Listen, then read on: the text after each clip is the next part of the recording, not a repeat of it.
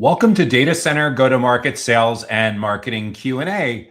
I'm your host, Joshua Feinberg from DCSMI, the Data Center Sales and Marketing Institute, and we're thrilled to have you joining us for this week's live show, where I tackle a handful of the biggest go-to-market sales and marketing challenges from all over the data center ecosystem, including from data center operators like colocation, hyperscale, edge, modular, and wholesale data center providers, as well as the dozens of different kinds of data center technology and data center facilities related companies in and around the data center ecosystem, plus all of the construction, real estate, and investment related companies in and around data centers, critical facilities, and digital infrastructure, as well as the vibrant outsourced sales and marketing data center ecosystem within the global data center, digital infrastructure, and critical facilities ecosystem. And regardless of where you sit on the go-to-market team, perhaps you work in some facet of sales, such as an account executive,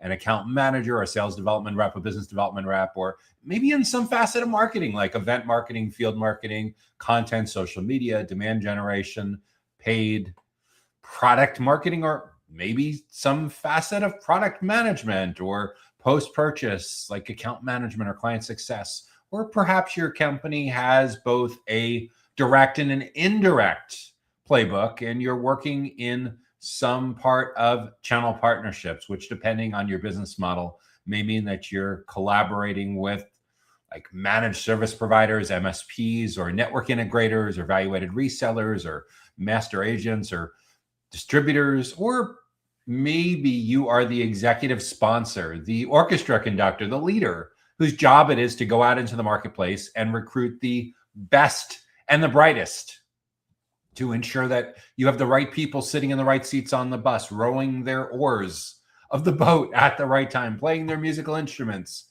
at the right tempo, at the right volume, following the proper sheet music. Okay, enough with the cheesy analogies, to make sure that your team is world class in everything that you do that's directly and indirectly related to your primary area of specialization within the data center, critical facilities, and digital infrastructure marketplace. If this is the first time that you're joining us for Data Center Go-to-Market Sales and Marketing Q&A, welcome. Let us know in the comments what you do and what your company does in the data center industry. If you've been with us before, if you're a frequent flyer, welcome back. We're thrilled to have you with us as well. If you want to make sure that you get notified and get invited to upcoming educational events just like this, be sure to subscribe to the Data Center Sales and Marketing newsletter that comes to your email inbox on Sundays. You can subscribe for free directly on our website at www.dcsmi.com. So what is on the agenda for this week? First, we're going to talk about an area of the data center ecosystem that is at the intersection of data center facilities and construction and real estate, and in particular, EPC firms, engineering, procurement, and construction firms, and specifically how a data center EPC firm, again, engineering, procurement, and construction, gets to talk to key players for projects. After that, we'll talk about how to better navigate the data center buyer's life cycle, and then we'll turn our attention to how a data center provider keeps up with emerging solutions. That'll put us right at the halfway point, the halftime show. So we'll take a real quick break for a message from our sponsor at that point, and then we'll dive into the second half of this week's show, where we'll look at how much budget should data center solution providers, SPs, allocate to each niche and buyer persona, how AI is impacting data center sales strategy, and as we head down the home stretch to the final topic that we'll look at for this week's Data Center Go-to-Market Sales and Marketing Q&A show, we'll talk about how to get your data center services firm to modernize its processes. If you have an idea for a topic or a question or a challenge that you or your team are currently facing that's driving you a little nuts and you'd like to get our input on that in a future episode, be sure to leave that in the comments on whatever platform that you watch on, and we'll add that to the consideration queue for an upcoming episode. So without any further delay, let's dive into this week's first topic, which is how does a data center EPC firm get to talk to key players for projects? How does a data center EPC firm get to talk to key players for projects? That is a fantastic question. So let's first get our bearings. The data center industry is organized into data center operators like colocation, hyperscale, edge, modular, wholesale data center providers. And usually side by side, when we're talking about data center operators, we'll also acknowledge and take into account enterprises that have their own data centers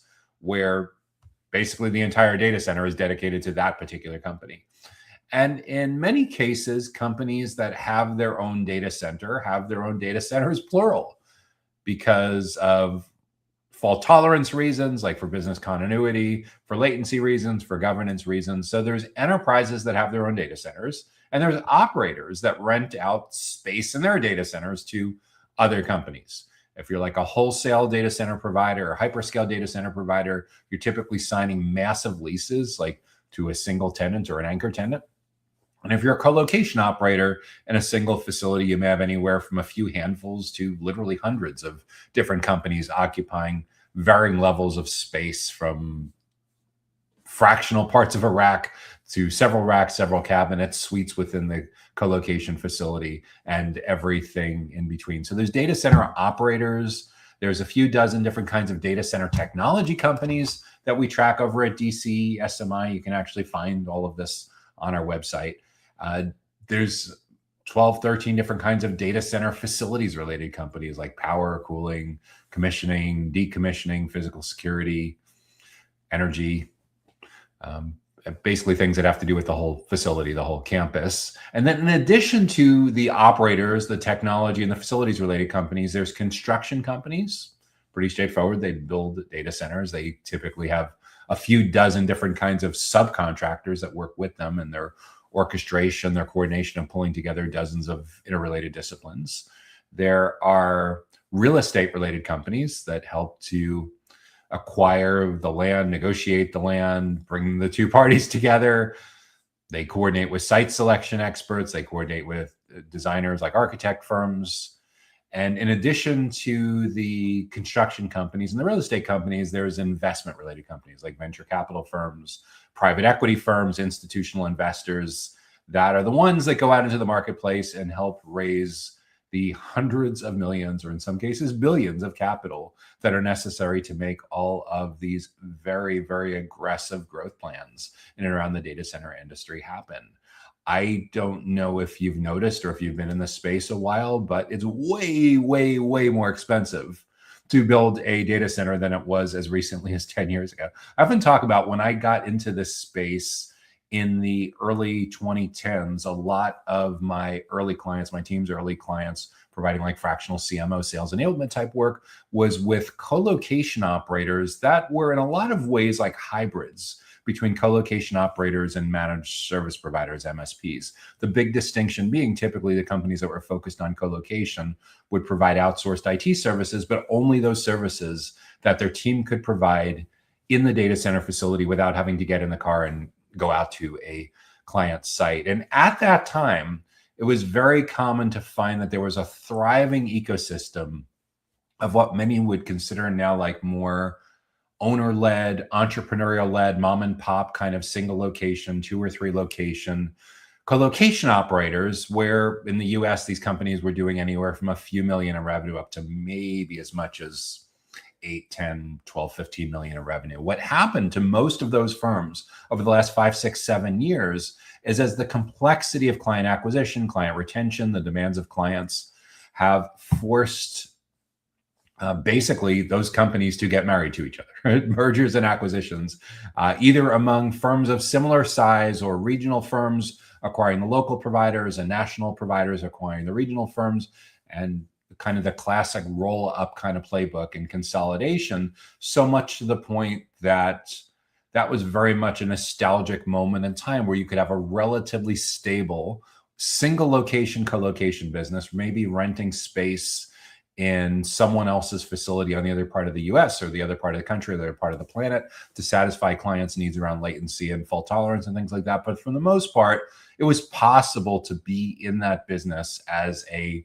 small business, entrepreneurial focused, and clients tended to love it. MSPs loved it, VARs loved it, because they would have direct access to the owner, the CEO of that particular business. Now, there are still some of those operators left, but every year that goes by, it gets way, way more expensive to be in that business. Even just preparing the land, the site plans, being able to put the shovel in the land is so much more expensive than even building the whole facility. And there's still the idea of the hand-me-downs, where the hyperscalers tire of a facility a few years later and they sell that to a national data center operator, and the national data center operator uses it for a few years, and then they sell it when they're tired of that to a regional, and then it gets passed down to a local. There's still that to a certain degree, but it is so much more complicated and capital intensive than it ever was. So the question at hand here is, the engineering, procurement, and construction firm wants to talk to key players on these projects. How do they get more of these great conversations? And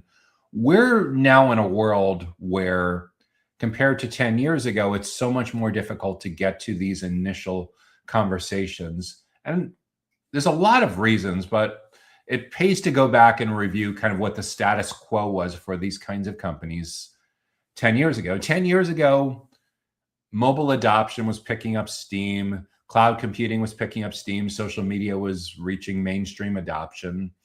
And your typical buyers, like your engineers, your construction executives, your data center developers, your data center investors, they were all reasonably digitally savvy.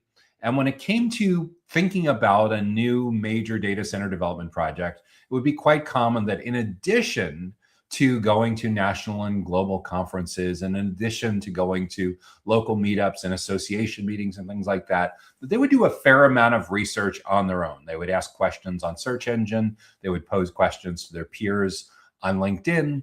They would watch some podcasts, some YouTube videos. They would attend some webinars, and they would get about to the halfway point in their research and decision-making process. And they'd say, okay, I took this as far as I can go on my own. Now I am ready to schedule time to talk to an account executive, a business development team, scheduling a tour, a consultation, a needs assessment, something like that. In the 2010s, the mid-2010s, CEB, the corporate executive board that's now part of Gartner, did some really important research with Salesforce and SiriusDecisions, that's not part of Forrester, and they found that roughly 57% of the journey happened before vendor contact, happened before a prospect was willing to sit down and speak with someone from your sales team. Add in 10 years of digital transformation, millions of baby boomers retiring, a lot more Gen Z and millennials in decision-making roles, and tens of millions of people getting used to working from home at the beginning of the 2020s. And that 57% number has jumped all the way to 83%. And it shows no signs of slowing down. Gartner frequently talks about how 83% of researching, comparing options, evaluating pricing now happens without you in the room. And you know what's accelerating even further to it getting to 85 to 90 to 100%?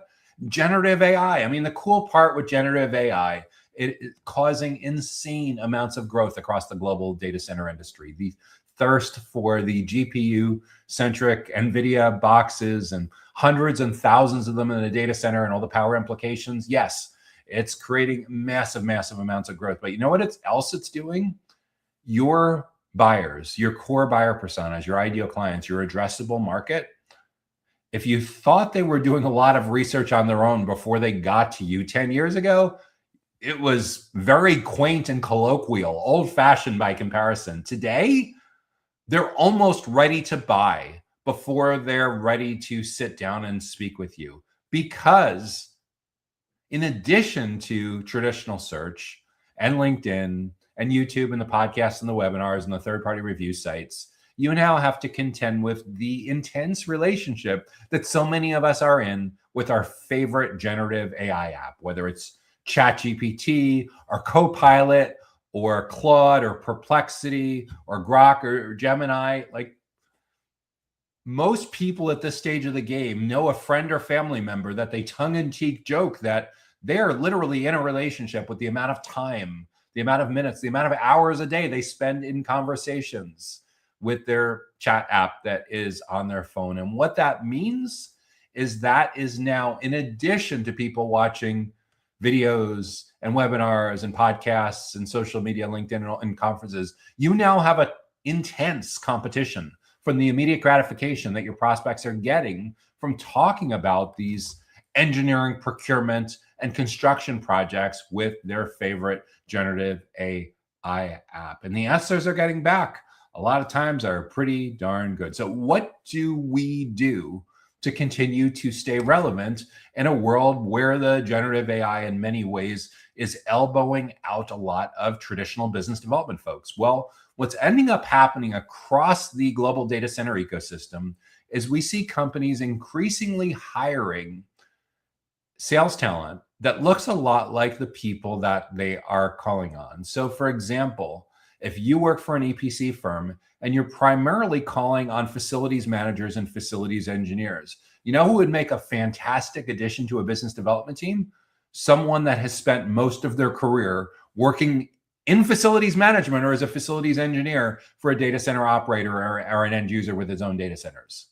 And we see this happening with IT across the board. We see co-location operators and technology companies within the data center ecosystem hiring career IT professionals who've worked in and around data centers most of their career. And for the people that are already in account executives and sales development roles, what's ending up happening is the ones that want to protect their career survival are getting more technical. They're upskilling.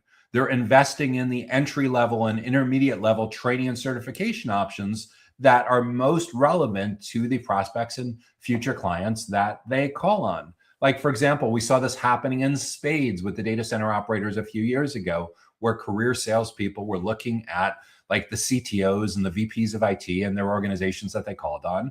And they went and they did their buyer persona research, and they said someone that's in the early to middle stages of their career would have this Red Hat certification and the Cisco certification and this Microsoft certificate, whatever was relevant to that particular job. And they were going and they're taking the classes. And in some cases, their employers are carving out the time for it. In other cases, their employers are carving out some budget for it and saying, okay, we don't want you taking away from quota carrying time. But heck, we know with that travel budget that you have with going to conferences, you're spending 100 hours a year sitting on flights and sitting in airports, just waiting around. So what if in your ears, you were listening to 10 or 20 hours of professional development training while you're sitting in the airport, or commuting to clients, or working out at the gym? And sure, you could get more value if you were watching the videos on the screen, but sometimes you can watch and sometimes you can't. But either way, there was a lot of downtime for career go-to-market professionals in and around this industry. Just if you take nothing into account, if you just take into account travel time, commuting time, sitting on planes, waiting for flights, or working out at the gym. So if you roll that all together, this isn't a question of budget. This isn't a question of strategy. It's really just a question of motivation. And for companies that work for Mick Scrooge that have no budget, there's plenty of free options, YouTube videos, podcasts. You could learn a ton just by watching the dozens of data center go-to-market podcasts that I host each year with go-to-market professionals from operators, tech and facilities and construction, real estate and investment companies throughout the global data center ecosystem, sales executive, marketing executives, founders, CTOs, product executives, innovation officers, the whole 9 yards. So there really is no excuse for not upskilling. What it largely comes down to is this specialization, this nichification is becoming a really, really big deal. So for the engineering, procurement, construction, biz dev person that's struggling to get to talk to key players for projects, first and foremost is, how do you upskill? How do you level up? How do you invest in learning and development and professional development so you can have better conversations with your prospects and clients that want to geek out about anything and everything having to do with engineering, procurement, and construction? Second is, how do we carve out some of our go-to-market playbook going forward so we can be part of our prospects and clients' learning and development process and professional development process? Because regardless of whether you're selling to facilities managers, engineers, construction executives, venture capital folks, investment officers, logistics and supply chain, or all of the above. Know that you're the highly educated, highly technical, skeptical, cynical prospects and clients are more skeptical and cynical than they've ever been. And at the risk of oversimplifying, they are sales allergic. They just don't want to spend a lot of time with salespeople anymore because they have found a better alternative in the chat app that's on their phone. So how do we make sure that we're still able to earn our way in that first 83% when they want nothing to do with salespeople? It's pretty straightforward, but a lot of companies are fiercely resisting this. What it largely comes down to is repositioning yourself, repackaging how you present yourself to be seen a lot less like a vendor and a lot more like a teacher, a consultant, a subject matter expert, a trusted advisor, perhaps even a thought leader. And if you've been in something related to data center engineering or data center construction or data center procurement over the years, you probably have a lot of great institutional knowledge. It needs to be organized into 30 to 45-minute talks with some nice decks, slide decks, presentations that you can give. So it seems a lot more like professional development and learning development, but you probably have a lot of really good institutional knowledge. If you're relatively new to this industry, as a lot of people that show up on DCSMI's doorstep are, then for the first year or two that you're in this industry, you're going to largely be the concierge, the tour guide, the moderator who goes and aggregates and figures out for your most important buyer personas what their 5 or 10 biggest goals and challenges are that they're working on individually, as a team, as a company, what they're struggling with the most. Figure these things out in their own words, aggregate this into buyer persona research, customer insights, and you take those 10 or 12 goals and once a month for the next 10 or 12 months, host an educational learning program, an educational learning event for your most important contacts, your most important prioritized buyer personas at your target accounts. If you have the luxury of your EPC firm working in a regional area where most of your prospects and clients can hop in the car and drive to your office where you have a nice conference room or classroom and they can get there in a half hour, 45 minutes, then these probably should be breakfast seminars or lunch and learns or the equivalent after hours or something like that. If you don't have the luxury of your prospects and clients being in close concentric circles where they can get there relatively quickly, then we're talking about doing a webinar program. And the reality is, no matter how fantastic your program is, despite people's best intentions, it's very rare to get a 100% attendance rate. So if your conference room seats 20 people comfortably and 40 people register, you're probably not going to have people sitting on each other's laps or standing room only, because it's quite common for a free educational event to find that despite the best event reminders, the most compelling topic, you probably get about a 50% attendance rate. So if you're thinking about like numbers to play with, what I caution you with all of this, so much of the data center industry is in love with vanity metrics. They're in love with the idea that, oh, well, it's not worth it for 20 people. I'm used to going to big national conferences where there's 2,000 people in the room. Okay, let's talk about the 2,000 people in the room.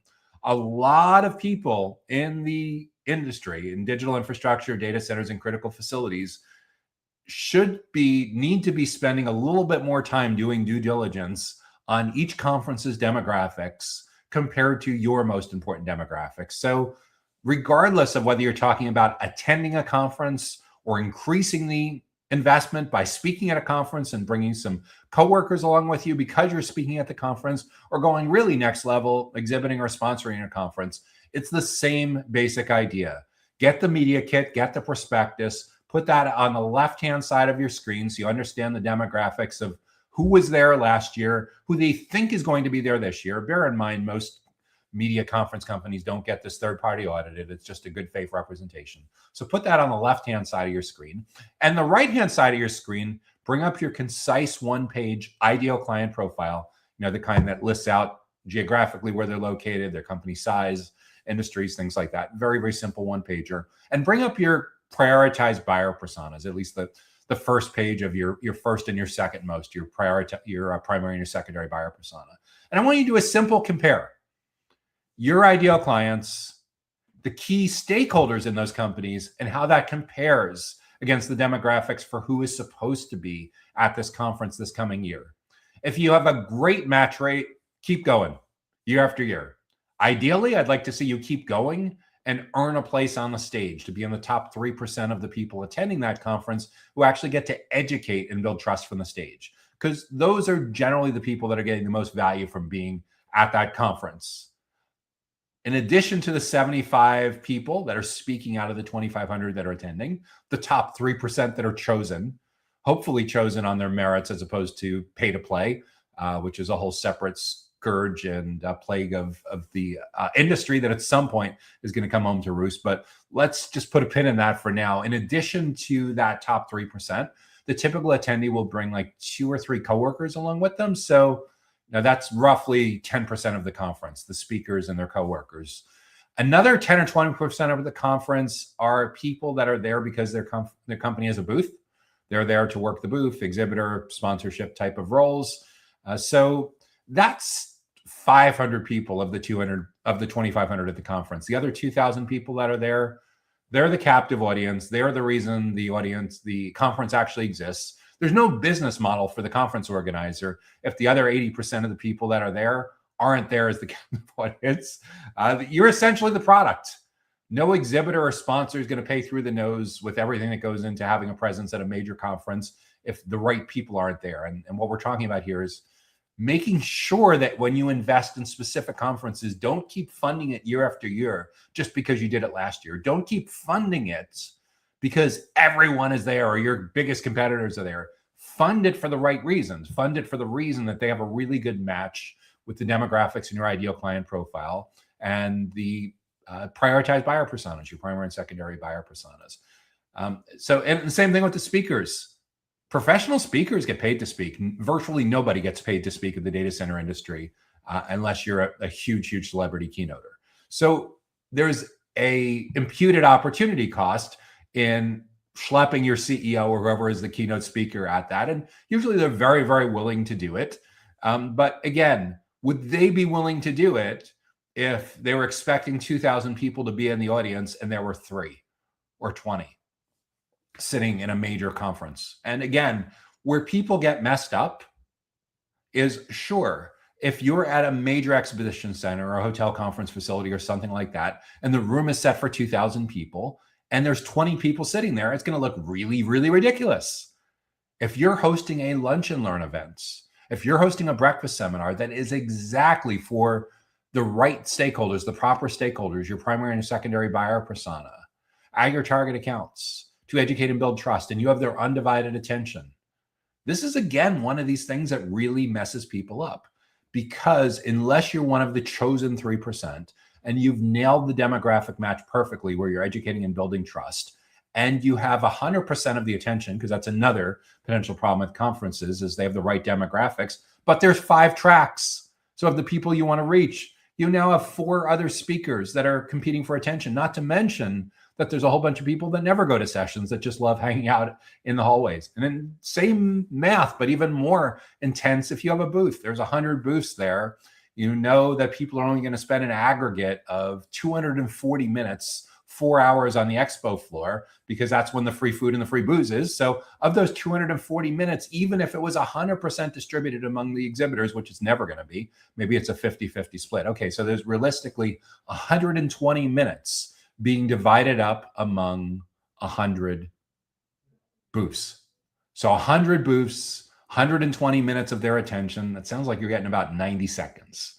How much education and trust building are you doing in that 90 seconds, assuming the attention was evenly distributed? So this is the challenge with all of this, which is why if you're really trying to get to talk, if you're really trying to educate and build trust with the key players for EPC projects, I would strongly encourage you to get really tight on your ideal client profile, where these clients are located, what industries they tend to be within, how big or small are their companies, build out that target account list of your dream 50, your dream 250, your dream 500 companies that you'd love to have as a clients. And then within those companies, who are the most important stakeholders by job function that you want to build a relationship with. This is your basic buyer persona research. And whether these are Zoom interviews, face-to-face interviews, surveys, studying what they say on LinkedIn, all of the above, looking at your CRM notes, talking to some internal stakeholders. Most of that research needs to be original research coming directly out of the mouths of these prioritized stakeholders. Why? Because secondhand is somewhat useful, but maybe 20% useful. In other words, if you're collecting input for these buyer personas and you're strictly doing internal interviews, talking to your own salespeople, talking to your own account managers, talking to your product managers, talking to your executives, that's good. But I would only weight it as about 20 or 25% of the pieces of the puzzle. The other 75, 80% should come from direct research from those particular stakeholders, because what's on the line is relevance and messaging and being able to literally hit them in between the eyes, grab them by the virtual shirt collar with extraordinary levels of relevance to the biggest business objectives, the business priorities, the biggest goals that they're working on right now, in their own words. The top 5 or 6 of those. These are things that frequently show up in like job descriptions, objectives and key results, LinkedIn paragraphs of what they do at a particular company, or all of the above. So that we want the top 5 or 6 of those in their own words. We also need to know what is driving them crazy. What's screwing with their work-life balance, maybe causing mental health reasons, causing them to fear losing their job or getting demoted, a whole bunch of negative. We need to know those as well. So once we know those 10 or 12 topics, again, tackle one of those a month, every month for the next 10 or 12 months, either as an in-person event or through a virtual event, and always, always, always record these. You're inevitably going to have people that attend that come up to you afterwards and say, oh, my engineering manager really needed to be here, but he's on vacation. Or my boss really should have been here, but she wanted me to come first to make sure it was worth our while before we sent more of the team the next time around. So there's always people that want the recording, want the slides. And there's a massive repurposing opportunity for this as well. When you chop up the 45-minute recording into shorter videos and vertical clips and blog posts and ebooks and social posts and a host of other assets that are designed to help immediately start promoting the next event in the series and to get more mileage out of the subject matter expertise. Now, an objection that comes up from time to time as well is people are like, well, okay, so I'm not the expert, but there's other people in our company that are the experts, but I can't get their cooperation. Can't get their cooperation. Do they not care about your success? Do they not care about your company's success? When we hear that objection, this is almost always a culture problem. And when it comes to changing the culture of a company so that your company is seen as the definitive go-to experts when it comes to anything and everything having to do with EPC, a lot of times this cultural mandate needs to come all the way from the top, all the way. Meaning that if your company has a few dozen employees or a few hundred employees, your internal champion more than likely needs to be your CEO. Now, granted, if you work for a global conglomerate, if you work for like Turner or one of the huge construction companies with tens of thousands of employees, yes, this will be like a division director. This will be a managing partner. This will be like a vice president, maybe a chief commercial, chief marketing type of person. But if there is pushback and there's cultural changes that are needed, this really has to come from a place of, okay, we're fed up with prospects and clients treating our staff like crap. The condescension, the ghosting, the jerking around has to stop. We have some of the smartest people on the planet. We have some of the best value services. We are some of the most experienced when it comes to anything and everything having to related to engineering, procurement, and construction. And it's time that we let the world know about this. Sure, we could scream it from our booth. We could put a bigger, more obnoxious pop-up ad or banner ad on some websites. We could spam the heck out of people, but all of those would be ignoring how highly technical, highly skeptical, highly educated prospects and clients actually research and navigate these complex interrelated buying decisions now. Remember, they will walk over hot coals to avoid being put through an old-fashioned prospecting process. Nobody wants to be prospected. Nobody wants to be qualified. They have big challenges, big lofty goals that their company's success, their team's success, their career success is on the line with. And they want nothing to do with selfish vendors who are all about just getting them to be a deal on the deal board. However, they still need to learn. They still need to keep their skills sharp, and they are still intensely interested in hearing about how other firms are navigating these same kind of goals and these same kind of challenges. And to the extent that you can be an educational event experience destination for the right people in these companies to come learn these best practices, It will be a magnet to attracting early and often. That's the key thing. We need to intercept them as early as possible in the buyer's journey so we can shape the criteria that they use to evaluate all the different options in front of them. And we need to recognize that in a self-propelled buyer's journey, there may be 25 to 30 touch points between complete stranger and purchase decision. So it's not enough to just get in early. We need to be in there often. And where I see a lot of people getting off track in this industry as they're spending a small fortune on sponsoring the golf tournament or throwing the cabana party or some other variation like that, like taking people not quite to the Super Bowl or the World Series, but something almost as expensive as that. And yes, you're making a brand impression. Yes, you might be bonding with them, but are you really educating and building trust?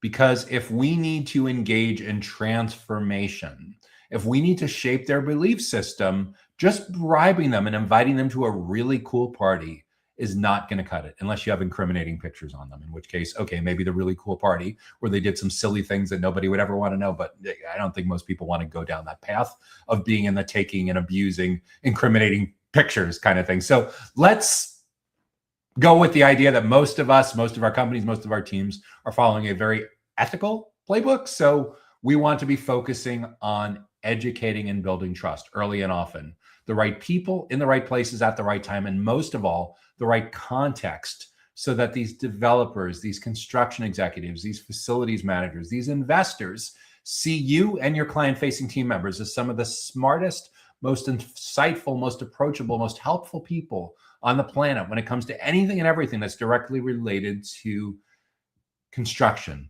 and engineering and procurement that goes into a major data center project. So that's what I would be thinking about for how your data center EPC engineering, procurement, and construction firm can make sure that its client-facing team members get to talk to the key players for the key projects. And one more caveat with all this: investors don't always care about the exact same things as construction managers, and construction managers don't always care about the exact same things as facility managers and engineers. So if you have the luxury, and by luxury, I would say any company with more than 50 employees probably has the luxury of being able to do this well, don't talk to chief investment officers as if they're construction managers, and don't talk to construction managers as if they're facilities managers. When you do your homework the right way, you will discover different words come out of their mouths when it comes to understanding their top 5 goals and their top 5 challenges.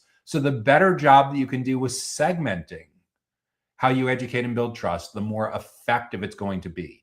You'll have a better event title. You'll have a better landing page headline.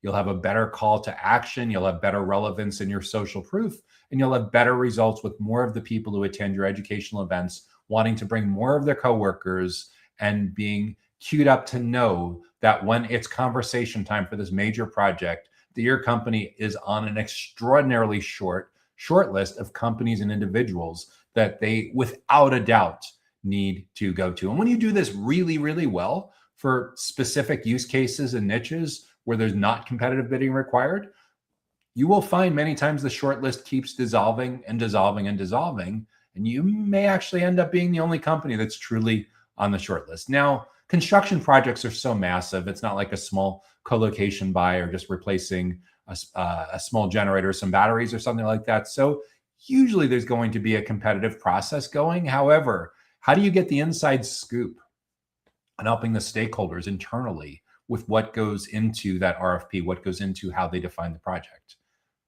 By being the guru, by being the trusted advisor, by being the teacher, the consultant, the expert who educates on the best practices and the methodologies that your company uses and how other people in similar job roles and similar companies to theirs approach these same processes. And you have a massive, massive influence on shaping the criteria and ultimately how everyone else in your category is ultimately judged and evaluated and where that deal ultimately goes. So those are the key considerations that I'd be thinking about for today's self-driven data center ecosystem and the journey, and how a data center EPC firm can get to talk to key players for major construction projects. Okay, what is up next? Oh, by the way, if you're getting good value so far from this week's Data Center go-to-market sales and marketing Q&A show. Make sure that you help spread the word by hitting the like button.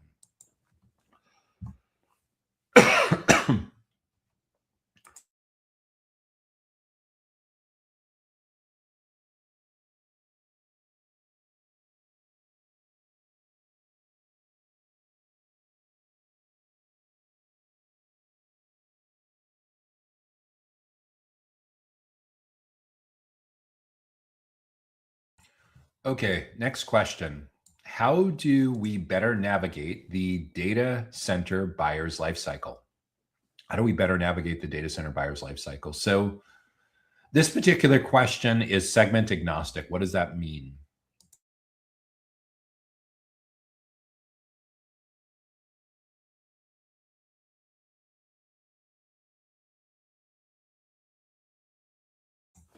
Segment agnostic basically means that these insights are fairly universally applicable to any part of the data center ecosystem that is a long considered buyer's journey. Now, some journeys are longer than others. Construction, if you're being brought in at the tail end, may appear that it's a couple months, but usually major construction projects are planned with a multi-year time horizon. Co-location agreements, hyperscale agreements are usually also signed with a multi-year time horizon. Cybersecurity, well, if someone is currently experiencing a major cybersecurity event, your sales cycle will collapse to minutes, hours, and everything in between. So how do we better navigate the data center buyer's life cycle? I think the most important part of that is to recognize that your buyers are now in control. They have 20 years of experience of being in control, and they've gradually taken more of that control back themselves with each round of technology iteration. At the extreme example, when we look at the big hyperscale public cloud companies, buyers are so much in control that a lot of people that provision AWS, Amazon Web Services, or Google Cloud, or Microsoft Azure are going to a self-service marketplace and buying without a human sales team involved. And a lot of mid-market and enterprise, there still are very much traditional sales teams that are involved, but there's significant parts of the data center ecosystem where infrastructure and products and services are now self-sign up and self-onboarding. And you can say, well, our category is too complex. That would never happen. That may be, but there are significant pockets within the 57 business models in the data center ecosystem that have moved to at least partially self-service. There was a major data center operator that divested out of bare metal, type of co-location hosting kind of offering. And as a result, hundreds of people, I don't want to give away the exact company, but a data center operator that was large enough to have hundreds of people were facing job extinction as that company was no longer in that business because either they divested out of the business or they determined the unit economics of human salespeople running that kind of offering just weren't worth it anymore. And you're going to keep seeing this across the board, whereas certain parts of the industry become commoditized and it becomes possible for companies to offer self-service e-commerce like kind of signups. Remember, again, 20 years of experience with your buyers, regardless of what they do in the data center ecosystem, of being incredibly comfortable shopping online, ordering groceries online, booking their own flights online, arranging their own ride shares online, provisioning cloud services. I don't know if it's quite 20 years of provisioning public cloud services, but it's pretty close, probably at least 15 years at this point. So there is a lot of momentum going in favor of highly technical, highly educated buyers continuing to squeeze marginal account executives and sales reps out of relevance. How do you make sure that you stay relevant, not just at the tail end of the journey when they're open to speaking with salespeople, but throughout the full journey? Is become really, really aware of what that journey is and how you can add value throughout the full journey. Because the default posturing, the default position of most of your prospects and clients is they're going to do almost all of their research, in some case, all of their research before they're open to filling out a form or live chatting or scheduling a consultation or booking a tour or a needs assessment or something like that. so much more pushed to the right than it ever was before. Like 10 years ago, 57% of a typical journey was over before sales contact. Now it's like 80, a minimum of 83% of the way over. In other words, they're almost ready to buy before you get to meet a prospect. And this is a really risky place to be if that's your only foot in the door, because what that means is, regardless of whether you're a data center operator or a technology or facilities related company or construction, real estate investment, or outsourced sales and marketing, it doesn't matter which of the 57 different business models that you operate within the data center ecosystem. But what does matter is, if you're not in early and often, someone else is educating and building trust with your prospects and clients. Who is that someone? Who is that company? It could be conference organizer, it could be channel program, it could be trade publications, it could be YouTubers, it could be podcasters, it could be social media influencers, it could be email newsletter publishers, it could be expensive analyst subscriptions, or all of the above. But make no mistake that if you only meet someone when they're just about ready to buy, most of the time it's not really a good thing anymore, unless you're highly confident that your cost structure allows you to profitably be the cheapest option in town. And you actually want to be known as the cheapest option in town. If that's the case, then yeah, I guess maybe you're the edge case that can make but most CEOs, most CFOs, most boards don't want you to be chasing the race to the bottom and competing away all your profit margin and discounting you to the point where you're losing money on deals. That's generally not how most companies survive and thrive, regardless of whether we're talking about data centers or some other broader part of the ecosystem. So given that we want to be able to attract the right people, educate and build trust, be able to command premium pricing, be able to be heavily involved throughout the full journey, it's super important that we have a lot of clarity about who they are and what that journey looks like.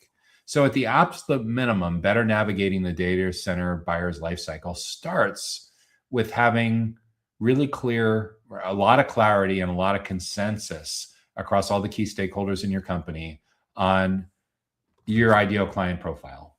Simple one-page definition of geographically where your ideal clients are located. Can you sell globally? Do you just sell in one region of the world? Do you sell in one country in the world? Do you just sell in one region within a particular country or a metropolitan area or something like that? Get really, really clear about the geographic part of your ideal client profile. Second, one area that I don't think a lot of people pay enough attention to is the company size of your best fit clients. Why is that especially relevant? Because regardless of what your company does in the data center ecosystem, there usually is a minimum entry-level program that you offer that requires that a client be big enough to be able to realistically afford it, both initially and to sustain that product, service, that offering long enough to see success.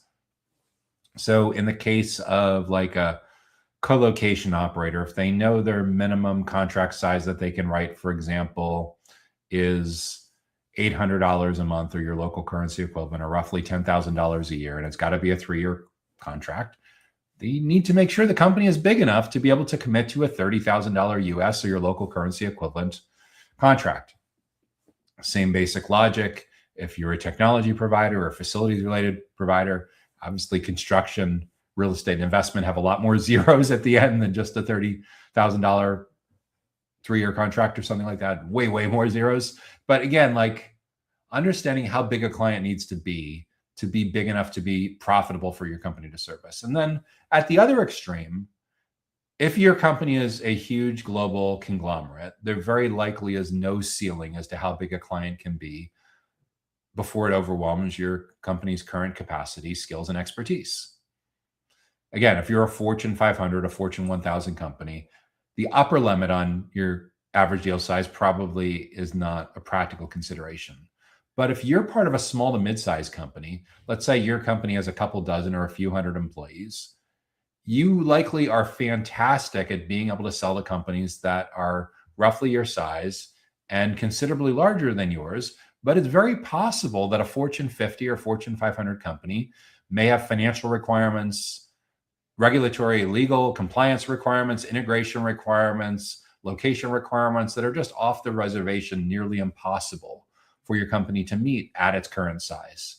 So I call this the Goldilocks bracket. In Goldilocks, the porridge was not too hot, not too cold, but just right. So what company is not too big, but not too small? That's your bracket. So for a lot of small to mid-sized companies in the data center ecosystem, maybe they need to be at least 50 employees, at least 5 or 10 million in revenue or your local currency equivalent to afford your minimum entry program. And maybe beyond 5,000 employees or beyond 10,000 employees, your likelihood of successfully marketing, selling, servicing, and retaining that client really, really falls off the cliff. So that's still a pretty good addressable market for a lot of companies throughout the data center ecosystem.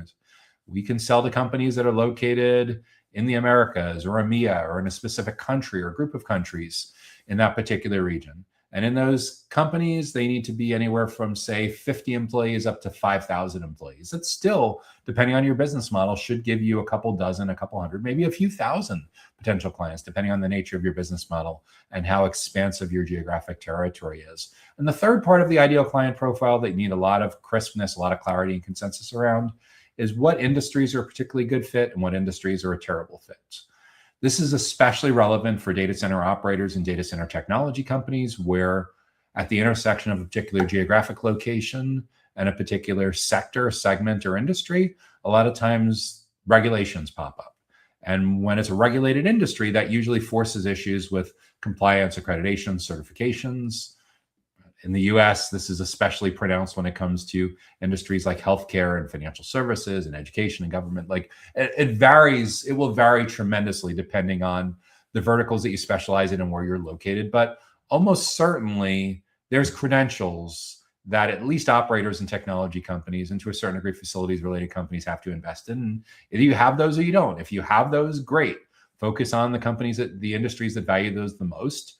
And if you don't have those, make sure you don't waste a lot of time marketing and selling or trying to sell to industries that are really, really not going to allow you to get over the finish line with even an initial sale, let alone retaining them long term. So in terms of navigating the buyer's life cycle, extreme clarity on that ideal client profile, lots of consensus, simple one-page definition.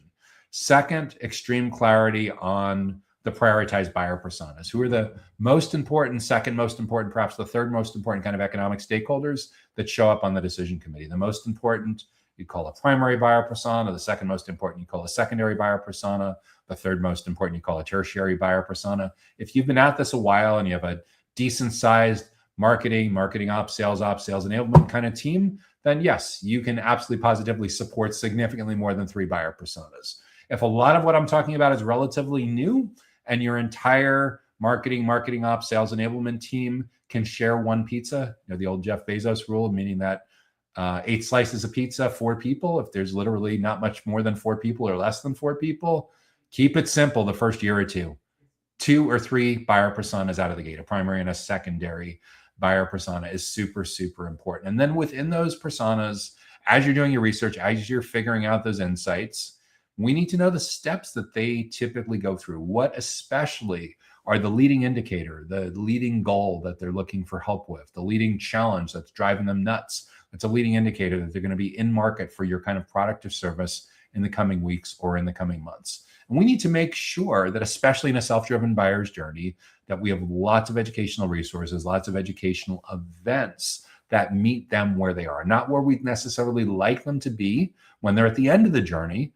We need those as well, but it's incredibly important. What's usually the most neglected is having no air cover, having no support, having no educational resources, no educational events for people that are in the early and the middle stages of the journey. And in a self-driven journey where 83% of the action is happening without you in the room, it is incredibly reckless. It is incredibly dangerous to put yourself in a position where you're locked out of the room for the first 83% of the journey, where imagine that you book a corporate hospitality suite to take a group of prospects, clients, channel partners, employees, what have you, to a professional sports event. It could be football, soccer, basketball, hockey, baseball, whatever it is. And for whatever reason, the ownership of that league or the ownership of that particular team has a bug up their butt about salespeople. So much to the point that there's actually a policy that if you show up looking to rent a corporate suite and you have the word sales on your business card or in your email signature or your LinkedIn profile, they don't want you messing with the vibe of the game. early and the middle parts of the game. So we looked you up on LinkedIn, we looked at your business card, and we determined that you're going to probably get too salesy, get too pitchy. You're going to completely be a drag on the fan experience. So you can come in at the 83% point of the game. We'll let you in the fourth quarter. We'll let you in after the seventh inning. But sorry, only the engineers and the product managers and the developers, they're the cool folks. They're going to be all chill. They're not going to be trying to get a deal on the deal board during the game. So yeah, this is essentially what's happening. You say like, well, that's ridiculous. How would the NFL or NHL or MLB or whatever the league is, wherever you're located, how would that ever come to be? It wouldn't, but that's generally the mindset of a lot of highly technical IT professionals and engineers and a lot of the core buyer personas throughout the buyer's journey. So we need to understand where they're coming from, and to meet them where they are. We can't look like a vendor or a salesperson anymore. Like, I'm not telling you to go in and immediately find and replace on your email signature and your LinkedIn profile and your business card. But what I am telling you is nobody that's a good prospect needs you to read the website to them anymore. They don't need you to read the slides to them anymore. But they have goals. They have struggles. They have things that are driving them nuts. They have major initiatives that they need to figure out. And if you can be part of helping them figure that out, so they see you as a teacher, as a consultant, as a subject matter, as a trusted advisor, you have an entree. If you don't, you're not going to get the same invitation. You're not going to get the same form fill that you did 10 years ago unless you have a flux capacitor.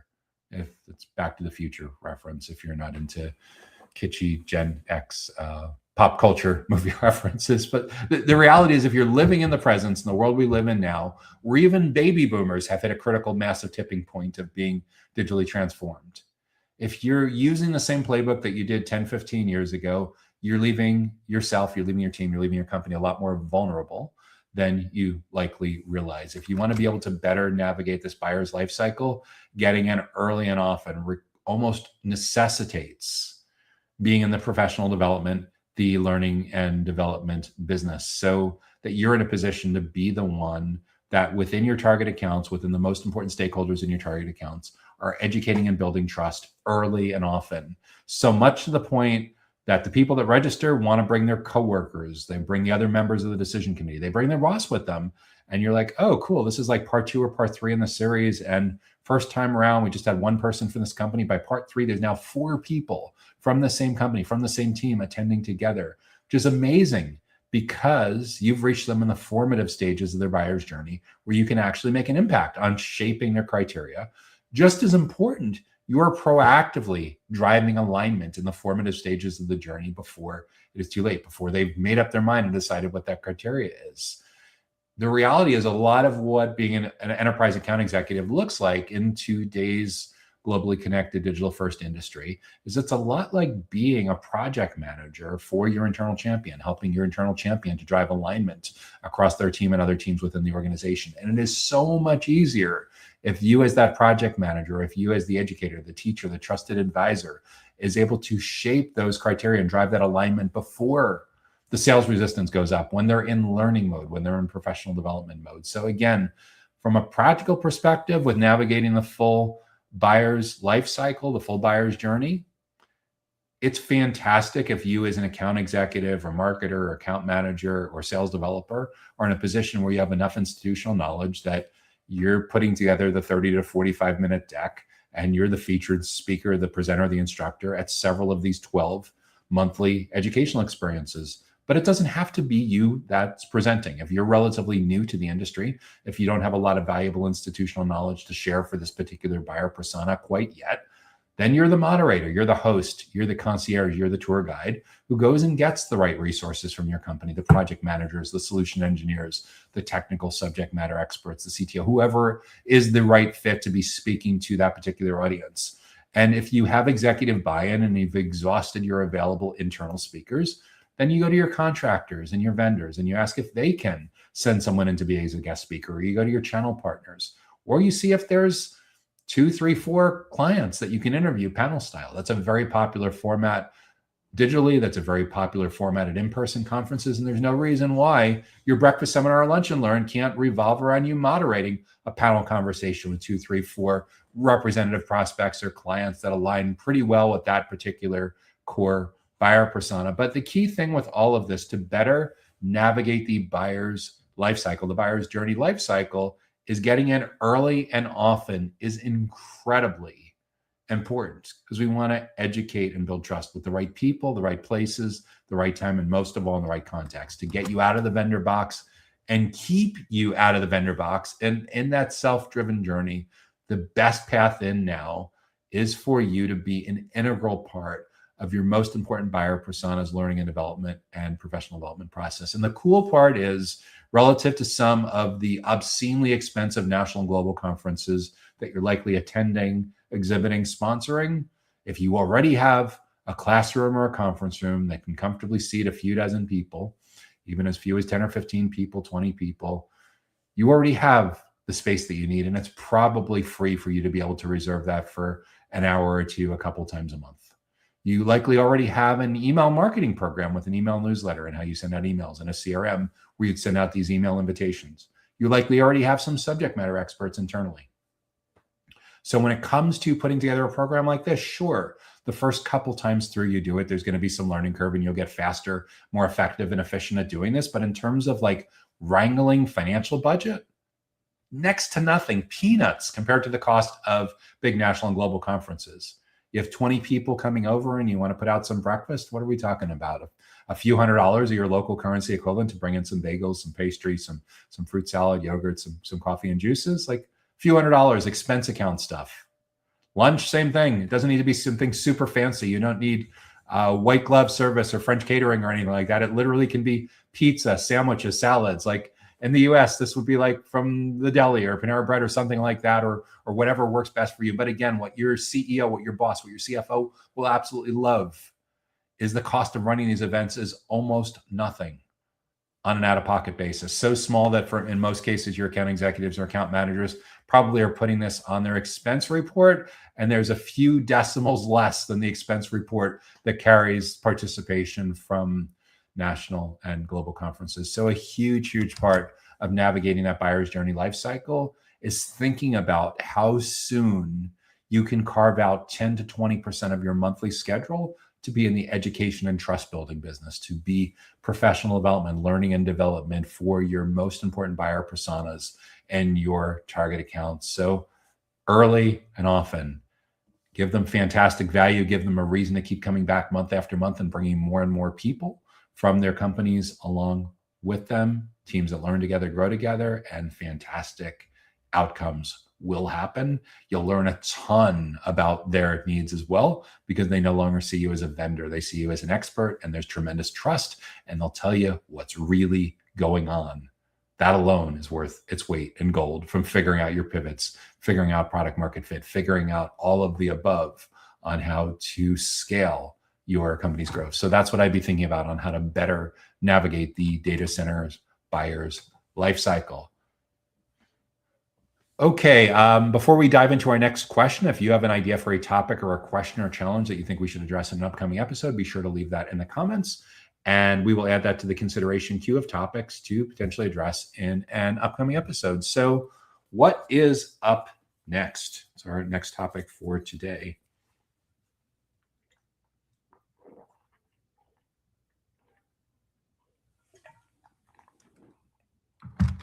How does a data center provider keep up with emerging solutions? How does a data center provider keep up with emerging solutions? That is a terrific question. So a data center provider is a pretty broad category. A data center provider could be a data center operator, which oftentimes is like a hybrid of someone that rents out space and power and cooling and connectivity, and a lot of times also provides some outsourced IT services. A data center provider could also be a technology provider that provides products or services within any of the 22 different kinds of sectors within data center technology. A data center provider could also be a facilities related company that provides professional services, products or services within the data center facilities related ecosystem. So there's a lot of different business models that could potentially be a provider, but what everyone is faced with is pace of change, keeping up, keeping your skills sharp.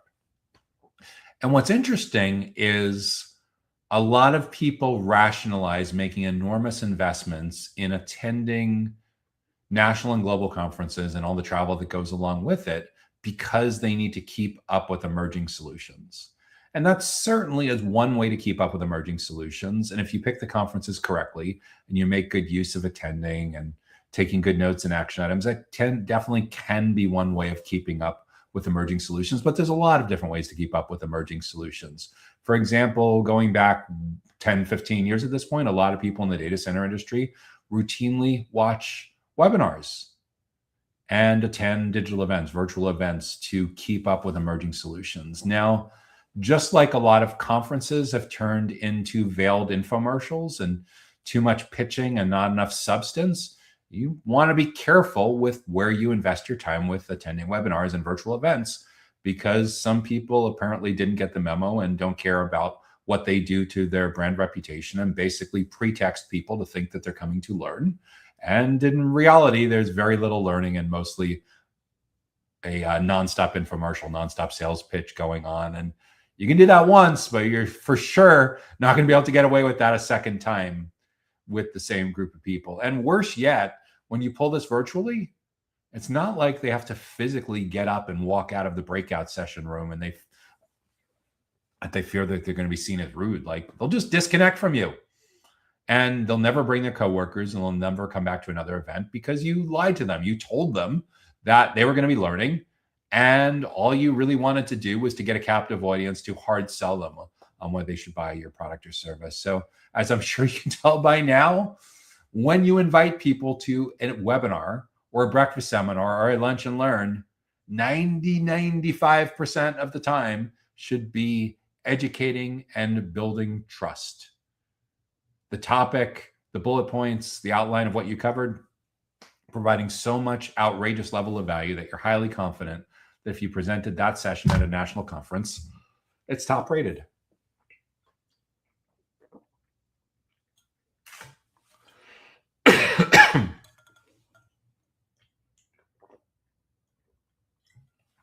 What do we mean by top rated?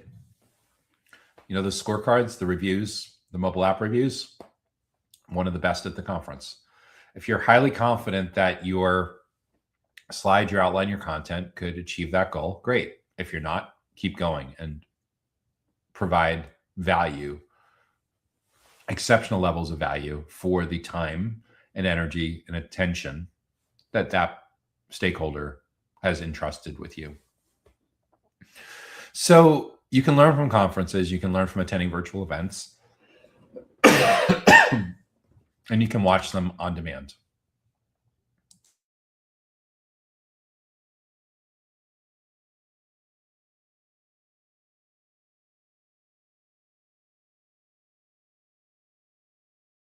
So in addition to watching the full replay on demand, some people listen to the full replay on demand, some people use the recording of that as an alignment tool to share among their coworkers. So that's for sure a way to keep up.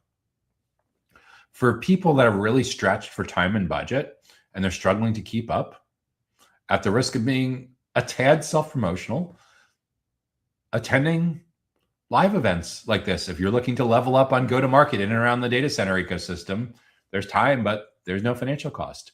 If you want to hear in this same framework how others throughout technology, facilities, data center operators across marketing, sales, product, and executive founder kind of roles have navigated these challenges, I host the Data Center Go-to-Market podcast. And there's a few dozen other similar kinds of data center infrastructure related podcasts that you can listen to as well. So there's a lot of different ways to keep your skills sharp. And budget, YouTube, like LinkedIn, there's no excuse to not having budget from your employer. It really just takes time and commitment and follow through to be the CEO of your own professional development and learning and development plan. And even people that tell me they don't have time, if we dig a little more and I discover that they go for a bike ride around their neighborhood for a half hour 5 times a week, or they go for a jog, or they're on the elliptical or the treadmill or something like that at the gym, they certainly can listen to a podcast if they're commuting to work. Obviously, don't be watching the screen unless you're in a self-driving car or an Uber. But yeah, you certainly actually, absolute minimum can be listening to the audio. Remember, like, just because it's video doesn't mean you actually have to watch the video. You can actually be listening to the audio. Sustainability folks will give me crap for actually even suggesting that. I actually had somebody on the podcast who said, you don't realize like listening to a podcast, how much environmental waste it absolutely does. But if that publisher doesn't have an alternative, then yeah, that's probably the only way that you're going to get that content. We, being forward thinking, yes, we publish on YouTube and we publish on Spotify and Apple Podcasts and Amazon Music. So if you aren't actually watching and you want to just listen and you want to be more sustainable, yeah, go listen to the audio version. I think LinkedIn Learning has an option with that as well in the app where you can turn off video. And I don't know if they were thinking first and foremost to sustainability, but for sure it uses much less data. So if you're on a data plan where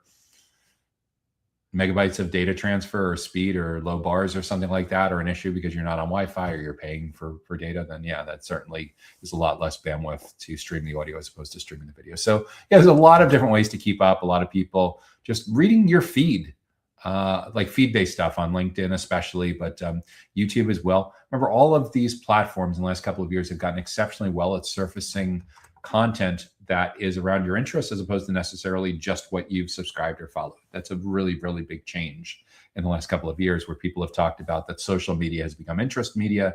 It's just that the AI, the machine learning, has gotten exceptionally good at figuring out what content you have higher dwell time on that you spend more time reading or more time watching. And they're like, oh, you seem to like watching shorts or vertical videos from this particular person that's part of your network or this brand with your network. So we'll show you more of those. And again, all the platforms now pretty much work on it. You could, I think a lot of people would make the argument that it started on TikTok, but it for sure has spread to like YouTube Shorts, LinkedIn vertical videos, Facebook, Insta, all pretty much use the same basic idea of getting really good at inferring what you're interested in based on what you spend more time reading, looking at, watching, listening to. So if you want to keep up with emerging solutions, sure, attending conferences, the right conferences that perfectly align with your learning plans can definitely help.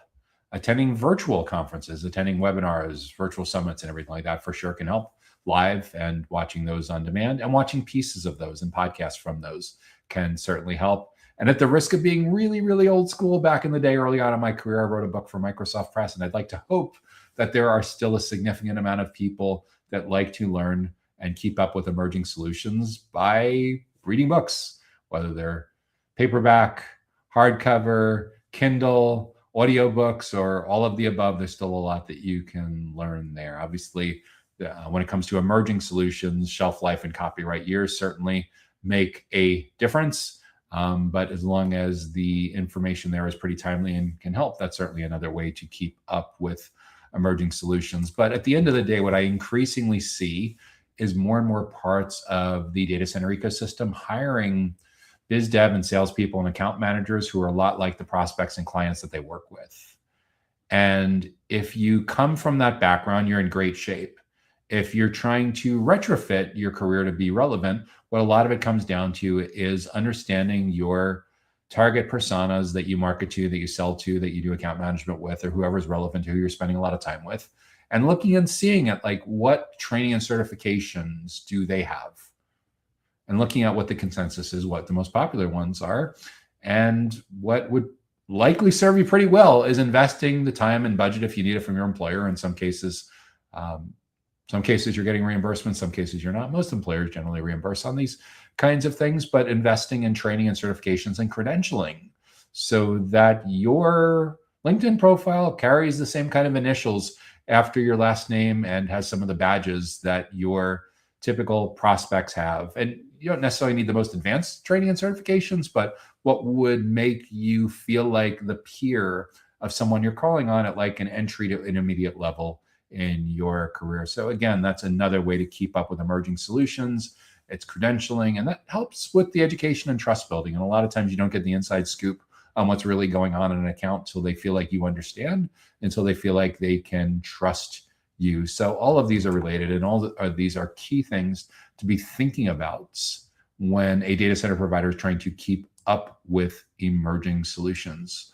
If you're getting good value so far from this week's Data Center Go-to-Market Sales and Marketing Q&A show, be sure to hit the like button to help spread the word. We're going to take a real quick break for a message from our sponsor. We're going to come back and tackle 3 more of the biggest go-to-market sales and marketing challenges throughout the global data center industry. Data Center Go-to-Market Sales and Marketing Q&A is sponsored by DCSMI, elevating the role of sales, marketing, and go-to-market GTM professionals in the growth of the data center industry. To stay informed about upcoming episodes, subscribe to the Data Center Sales and Marketing newsletter on the DCSMI website at www.dcsmi.com. Again, that's www.dcsmi.com. Now, back to Data Center Go-to-Market Sales and Marketing Q&A.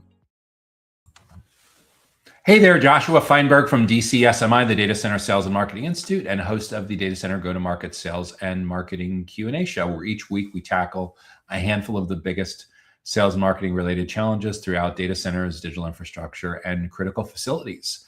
If you have an idea for a topic or a question or challenge that you think we should address in an upcoming episode, be sure to leave that in the comments wherever you're watching or listening, and we'll add that to the consideration queue for an upcoming episode. So what is up next? Next topic that we're going to talk about this week is on budget, financial time and budget. So how much budget should a data center solution provider allocate to each niche and each buyer persona? How much budget should a data center solution provider allocate to each niche and each buyer persona? That is a fantastic question. And most of the time, this is a question that's going to be answered by your leadership team at some level. And the level of leadership will vary quite a bit depending on the size of your company. In a small to mid-sized company, like a few dozen employees, 100 or 200 employees, more than likely these budget conversations on how much to allocate to each niche and buyer persona will usually be like the CEO and the CFO and the chief revenue officer, chief commercial officer, sitting down and looking at an annual budget and thinking about where they have the strongest sense of product market fit and go-to-market fit and channel partner market fit if you have an indirect playbook, and decide strategically in the next couple of quarters, the next 6 to 12 months, where they want to make the biggest bets.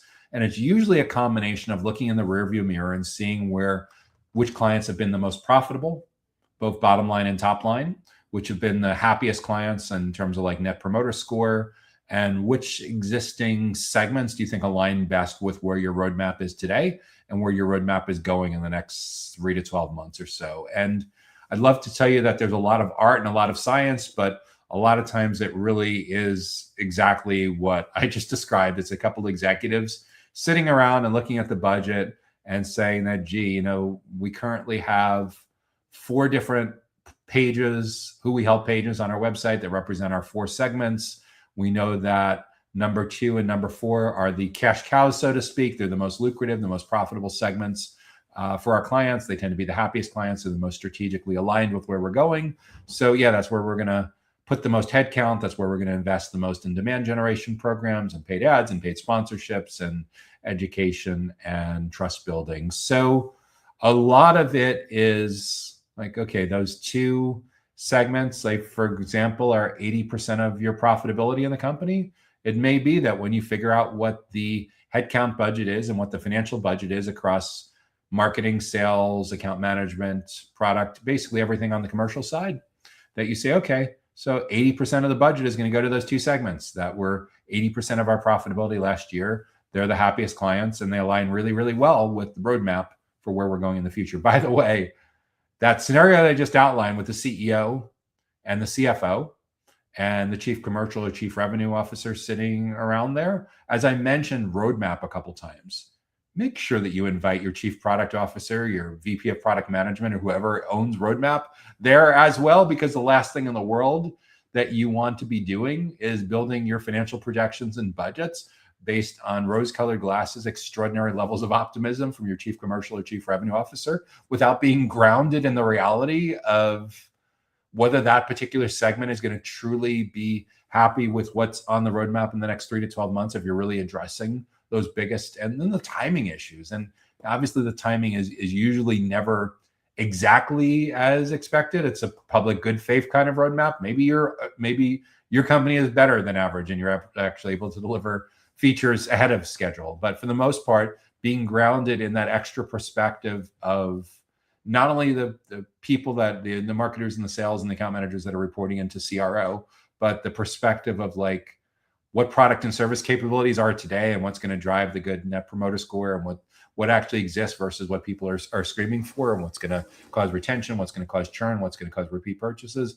Yeah, you need someone there advocating from your product team, maybe even the innovation team. Usually the innovation team may be a good 12 months ahead of the product team, but in terms of like immediate budget that's going to each niche and persona, definitely get that balanced perspective. So 80% again of profitability coming from those two segments. So 80% is getting allocated to those niches and those personas. Now, how do you decide which of those? I guess you drill within and say, okay, among that 80%, are they both equal? Are they both equally as profitable? They both have equal revenue, equal net margin, equal profit margins. If they do, then split it in half. If they're not, then that's certainly one framework. But again, it's usually a measure of looking at the rear view mirror and the forward mirror of what's worked really well for our company's financial health in the past, what's resulted in the best clients and the best channel partners that are getting the most value, and relative to their demands, their requests, what's on the roadmap right now and what we think we're going to be able to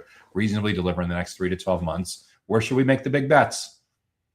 And again, board decisions, executive decisions, sometimes rank and file leadership and marketing and sales get significant input on this, but depending on the company size, the culture, the politics, who has C-level titles and VP level titles versus who's titled at a director or manager level, there's a lot of politics that goes involved into deciding how the allocation is done for niches and personas and the headcount implications and the program implications and everything like that. But that's a simple back of the napkin framework for how to evaluate this. And I mentioned before product market fit and go-to-market fit in passing. If you're not familiar with those two terms, product market fits is a concept that started being talking about widely in the early 2000s, and it came out of Silicon Valley, out of largely early stage software companies, SaaS companies, two gentlemen named Steve Blank and Eric Ries.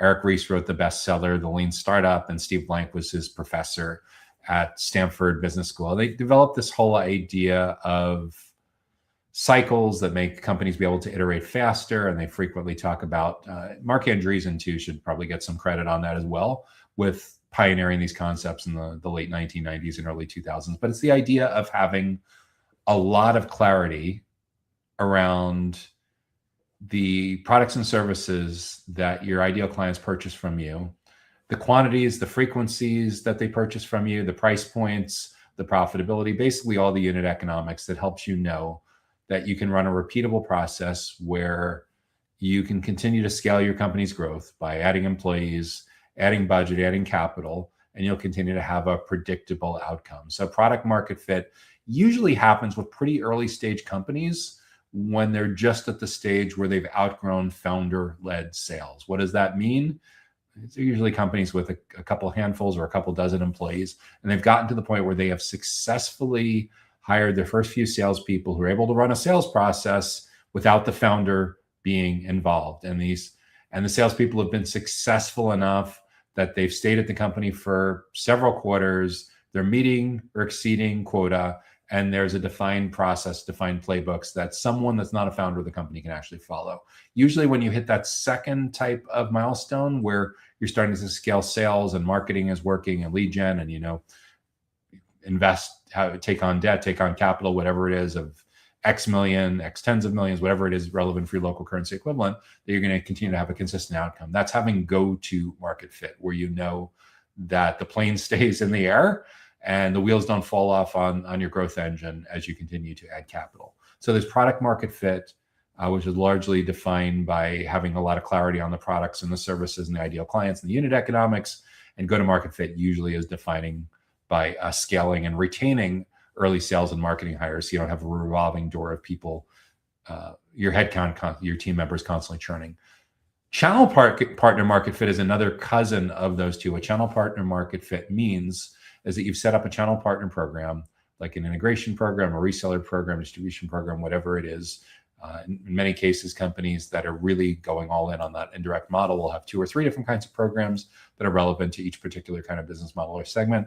And what this means is similar to go-to-market fit, that you've attracted channel partners. They've been with you for a while, generally at least a few quarters, at least a year or two, and they're happy and they're making reseller commissions and they're getting the support that they need to deliver good value to their clients. You're not embarrassing them in front of your clients. They're not churning and running for the hills and leave you crap reviews all over the internet that causes everything to slow down and come to a crawl. So like there's product market fit, there's go-to-market fit, there's channel partner market fit if your company has a channel partner playbook. And these also factor very, very largely in how you decide to allocate budget to specific niches and specific buyer personas and specific kinds of programs. And usually it's incredibly important to have deep alignments, a really good, strong working relationship and collaboration across your finance executive, your finance leader, and your commercial leader, whether it's a chief revenue officer, chief commercial officer, VP of sales and marketing, however, VP of finance, however you title it, any particular company. The sitting around the table, both actually or metaphorically, and that level of collaboration, alignment, and trust is so incredibly important. Transparency, being aligned on goals, measuring the right outcomes helps you allocate to the niches and personas that move the needle the most. And this isn't generally a museum glass kind of decision. It's not like you're going to change the allocation each quarter or each month. You certainly should, unless you want to drive your staff nuts. But it's very likely that you achieve go-to-market fit and you have it for a while, and market forces changes and competitors come, some competitors go, new personas come, new personas. There's definitely, so go-to-market fit, product market fit, channel partner market fit are typically snapshot in time, that if you get too complacent, you can actually slip out of those and lose those. So this isn't a set it and forget it. We need to continually monitor if those two segments truly continue to be 80% of your company's net margins and the most profitable segments, and where your roadmap is going in the coming months. And that's why you need a lot of like dashboard visibility into being able to watch this and monitor and make adjustments over time. But as long as you have good clarity going into this and good vision of where you're going next, that's typically how companies allocate budget, both for headcount and demand programs and conferences and podcasting and webinars and ads and whatever else you're doing based on niches and buyer personas, is usually very much a function of rearview mirror and anticipated looking ahead on the road on where you're going to go next. Okay, so we have 2 more questions that we're going to cover today. If you're getting good value so far from this week's Data Center Go-to-Market Sales and Marketing Q&A show, be sure to hit the like button to help spread the word. Okay, what is up next?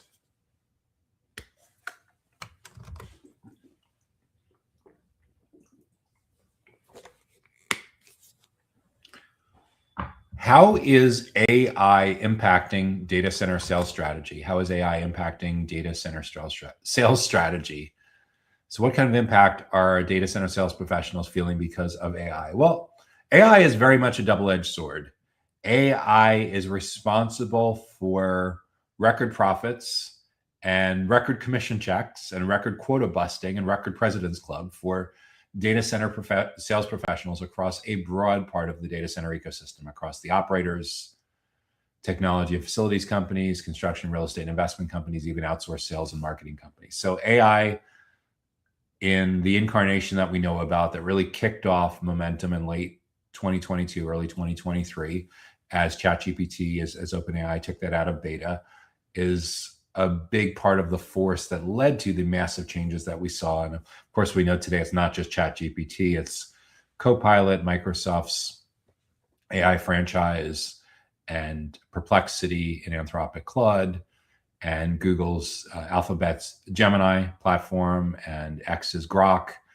There's a lot of players in this space, and there's more likely to be some challengers and eventually some consolidation as well. So that's fueling massive amounts of growth.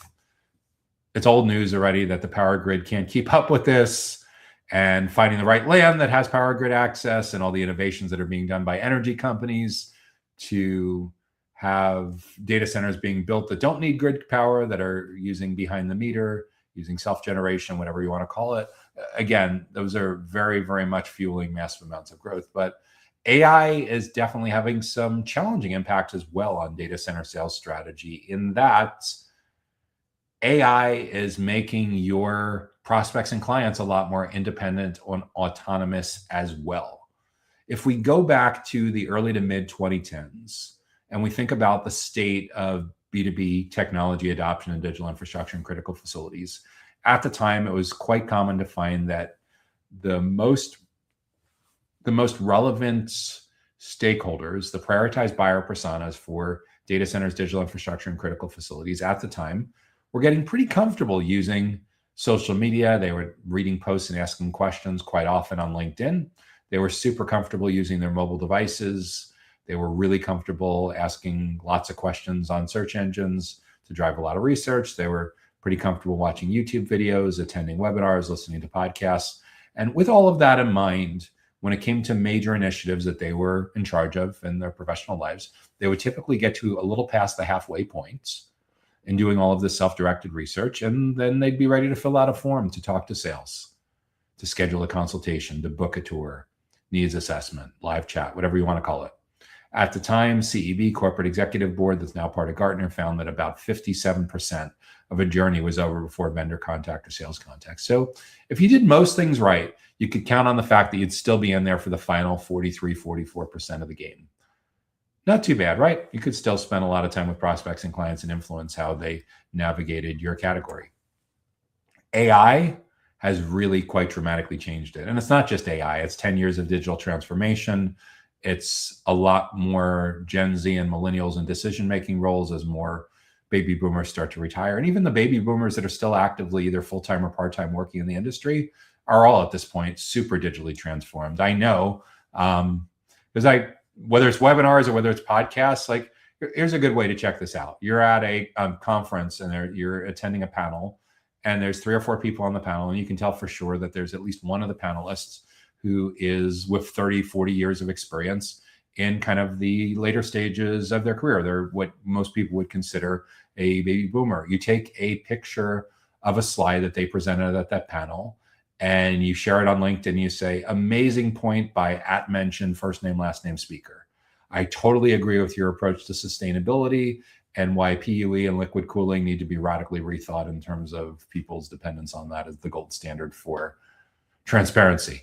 And the reason that you'll be able to tell that that particular stakeholder, even though they're 30 or 40 years into their career, is digitally transformed is immediately they get off stage and on LinkedIn, they hit the like button and they comment back and say, it was so great to see you there. Look forward to catching up again real soon. And this happens within minutes. That's how digitally transformed even people in the later stages of their career are in the data center industry. They speak at podcasts, they speak at webinars. Obviously, they're in high demand to be interviewed on podcasts and webinars and panels. They're on LinkedIn all day long. It's like their second inbox. So this, for sure, these trends have impacted sales strategy and digital adoption. So it's not just AI, it's not just more boomers retiring, more Gen Z and millennials in decision-making roles. It's tens of millions of people working from home at the beginning of the 2020s. And all of this has gotten us to the point that people are super comfortable now, especially highly technical facilities and technology and construction-related decision makers throughout the data center ecosystem. They're very, very comfortable having really, really deep conversations with the favorite chat app on their phone or on their desktop or on their laptop. So much to the point that people now joke that they have a friend or family member or coworker who is in a long-term relationship with ChatGPT. And they're half serious and they're half like, oh, wow, they're spending more time talking to ChatGPT than they're talking with their spouse. And you thought that being on the road with a 75% travel requirement, attending 35, 40 conferences a year, put a strain on the quality time that they spend with their spouse. Well, they're spending a lot of time talking to ChatGPT or Copilot or Claude or Perplexity or Gemini as well. And aside from the balance of work life and family, like there's a very practical consideration with all of this is that your prospects and clients are getting so much value from getting immediate answers from ChatGPT and Copilot and other kinds of tools like this, that they're substituting some of that time that they used to spend filling out forms to have face-to-face or Zoom conversations or phone conversations with you. They're now having that conversation self-service with the chat app. And that makes it really, really challenging for sales professionals because you need to provide more value than your prospects and clients are getting from ChatGPT. How do you do that? It's getting really, really tuned into who they are, what's going on in their world, and how you can actually provide more value than they're getting from the self-service app. So increasingly, what we're seeing now is a lot of leadership teams are hiring people into sales roles that have never been in sales roles before, but instead are essentially peers of the prospects and clients that they're calling on. So for example, if you're in a biz dev role for a data center operator or data center technology company, and you spent your career working in enterprise IT, some of learning how to sell may be completely new to you, but if you have pretty good soft skills because you've led an awful lot of meetings over the years and put together a lot of really good decks and really good at communicating and project planning, there's a really good chance that you're going to be able to have fantastic rapport and fantastic conversations when you're essentially building pipeline and educating and building trust with people that were your peers in your former job and in your former career. Not only will you understand the jargon, the associations, the nuances, you'll have enormous street cred. So that's why we see a lot more IT professionals and engineers being hired into these roles that previously didn't spend much time in their career, if any, in sales at all. And for people that have been in sales careers for a long time that don't come from IT and engineering backgrounds, we see a lot of upskilling and reskilling going on, where they're looking to take the same kind of training and certification programs that are relevant to their most important buyer personas, at least the entry level to intermediate level buyer personas, so they can have better quality conversations, so they can get the inside scoop about what is truly going on in these organizations. So that's how AI is impacting data center sales strategy. I'm also a huge believer in sales, AEs, account managers, sales development reps, marketers being a lot more involved in their prospects and clients' learning and development and professional development. Because by default now, where you're competing for attention with ChatGPT, it's very easy to get locked out of the most important conversations, essentially to get shoved in the vendor box, never to be heard from again. But we need to get you out of the vendor box. And a lot of getting you out of the vendor box is getting your prospects and clients to see you a lot more like a teacher, a consultant, a subject matter expert, a trusted advisor, maybe even a thought leader. And if you've been in this space for a while, you may be able to have a lot of institutional knowledge that qualifies you for at least some of that or all of that. But if you're relatively new to this industry, that's okay as well. Obviously, you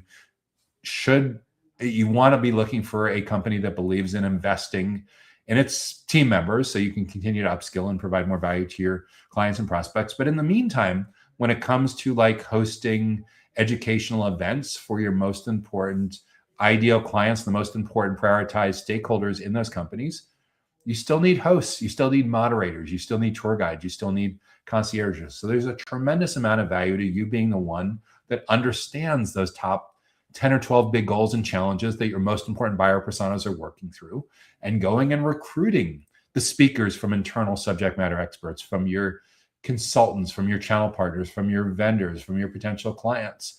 And for the first year or two, that's maybe a big part of your value, is understanding how you can bring together the most important stakeholders from your most important accounts and be the one that's introducing the speakers and moderating the Q&A and curating this amazingly helpful educational experience that puts you right in the middle of being the one who is driving the education and the trust building that helps with the very, very natural pipeline, very natural deal generation with the right people, and even better, multiple stakeholders from the same company. Because when they see, when you invite people that are from your target accounts and the perfect people from those target accounts, and they register and they get back the email that says, we're so glad that you registered for our cybersecurity best practices for mid-market manufacturing. But we know when it comes to this topic, it takes a team, it takes a village. There's typically people involved from compliance, operations, support, engineering, whatever, GRC, whatever it is that's relevant to your particular business model. So with that in mind,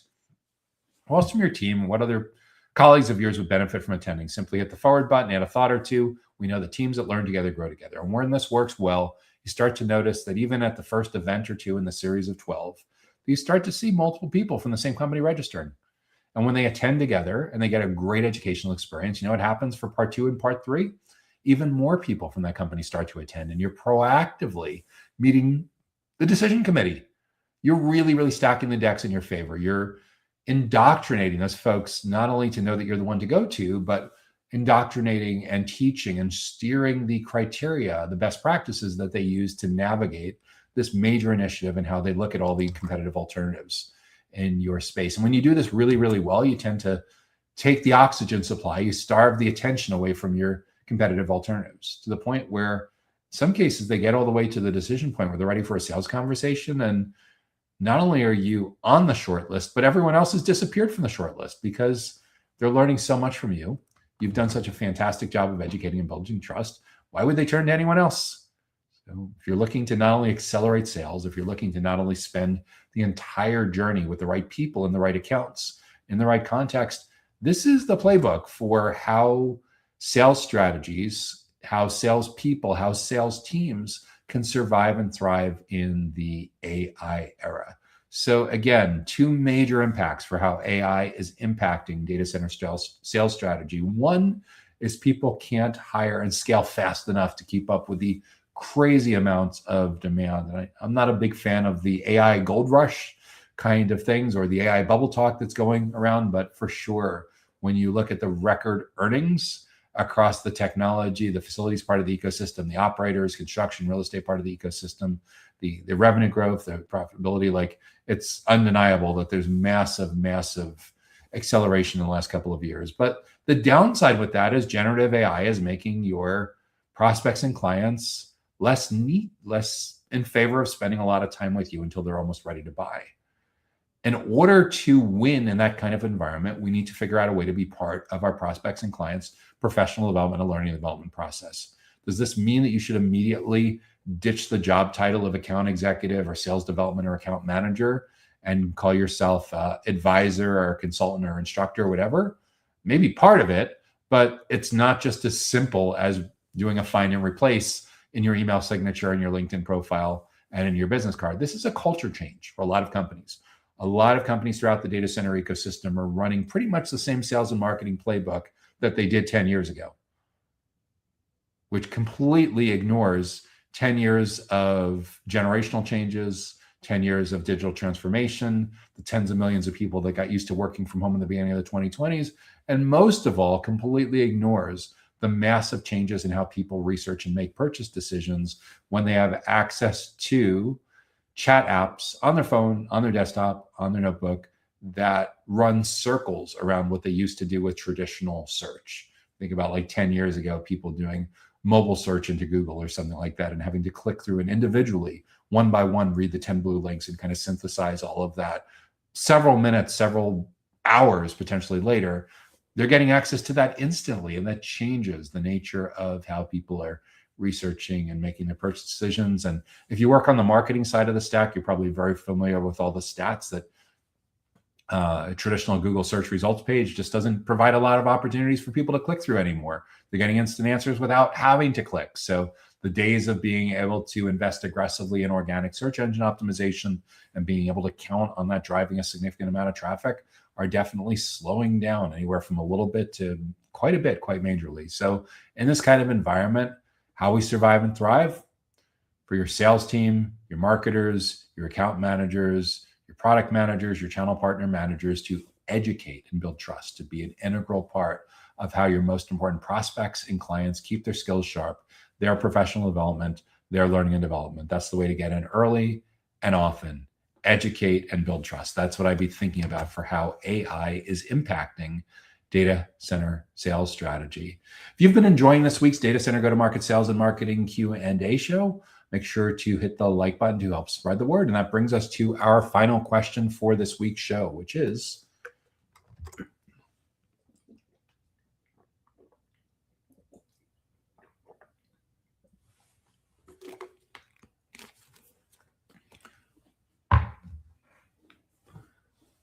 let's see, what do we got here?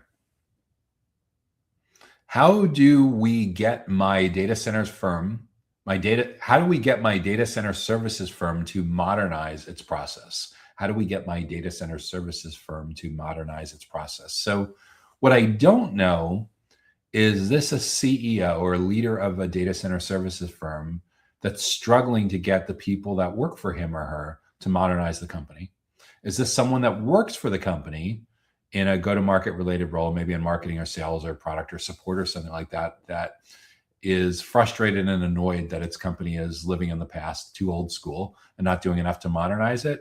Or is this a prospect or a client that currently buys services from a data center services firm that loves the firm, but it's driving them nuts that they're too old school, that they're using all these outdated processes? The most likely scenario is it's someone that works for a company that is frustrated because they're really serious about keeping their skills sharp and up to date and providing great value to the prospects and clients, and the company's culture and investments, both time investments and financial investments and modernization, just is not keeping up with that. So that's the perspective in which I'm going to tackle this question, is that you're working as a account executive or a sales lead or a team leader or a sales director or a marketing director or a client success manager or something like that. And you're really committed to continual improvement. You're committed to your professional development. You're committed to modernizing the playbook so you can provide better value to your prospects or clients, but the company just is not keeping up. So how do you get your firm, your professional services firm, to modernize this process? This almost certainly has to start at the top. Why? Because if it doesn't start at the top, then you're basically fighting warfare person to person, and you're going to spend an enormous amount of time and energy fighting political battles that you just may not have the capital, the political capital, the financial capital, the time, the cycles, the credibility to be able to do. And what it largely comes down to is I tend to see this most on the marketing and sales processes, where you have a company whose website is 3, 4, 5 generations behind what's being currently showed in Google Slides and Canvas Slides when account executives and account managers are meeting with prospects and clients, where the website is it's not just months behind, it's literally years behind. And it's embarrassing from a credibility standpoint. The ultimate embarrassment of a company that hasn't modernized its digital presence is where you look at the copyright year in the footer of all the pages of the site, and it's not the current year. It's one thing if it's last year. If it's more than like last year, then like, whoa, this is a company that's working in and around data centers and technology and digital infrastructure. And we're entrusting them to take the lead on providing some kind of outsourced services to our company related to our data center. And they can't get their act together to keep the content on their website current at the most basic level, with like keeping the copyright year current. The first cousin of this would be like that there's a newsroom or a blog and that hasn't been updated in years. Or there's social media profiles that should be core for the business, which at the minimum for the data center industry would be like LinkedIn and YouTube, and those haven't had a current post in years. Or you look at the leadership team and you look at their individual LinkedIn profiles and you see that little message that they haven't posted in 90 days. Or you see a picture, you see that they've been with the company 40 years, and it looks like very clearly their picture of when they were in their 20s. Like they last updated the picture when the internet wasn't even a thing yet. So like all of these are usually screaming signs that a company needs to modernize its process. The problem is when you keep kicking this down the field and you go cheap on transformation and you don't make the right investments in tech stack and the right investments in process and the right investments in talent to be able to do this the right way, inevitably there's internal problems that are created with internal friction, and there's external problems that are created with external friction. So before you know it, you're providing a crappy prospect experience and a crappy customer experience that hurts your brand a lot. Because a brand is no longer really just defined by aesthetics. It's not just your hexadecimal colors and your fonts and your logos. Your brand is now everything that the marketplace says about your company and your team members when you're not in the room. And in a self-driven buyer's journey where like 83% of the action is happening before you get to meet with a prospect or client, an awful lot of the journey is happening without you in the room. So if all the public is talking about, if all the marketplace is talking about is the crappy experience that they have with your company as a prospect, because you send them all these completely irrelevant emails that have nothing to do with where they are in their relationship with your company or nothing to do with who they are. And they get all kinds of irrelevant communications or bad communications, or 3 or 4 people from the same company are saying completely different things and not aligned with each other. It's not good for your brand. It's not good for the prospect experience. It's not good for the customer experiences if this is happening post-purchase. So people, process, and technology, it's old news, but like being able to pay competitive salaries, having a good company culture, incredibly important.